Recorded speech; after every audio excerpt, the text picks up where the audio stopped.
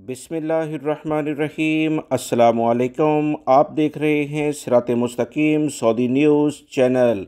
Saudi वज़ारत सेहत की जानिब से कोरोना से मुतल्लिका 15 जून 2022 की ताज़ा तरीन रिपोर्ट शेयर की गई है, जिसमें बताया गया है कि पिछले 24 घंटों के दौरान सऊदी अरब में 3 अफराद का कोरोना की वजह से इंतकाल हो चुका है। इन्ना लिल्लाहि व इन्ना इलैहि राजिऊन।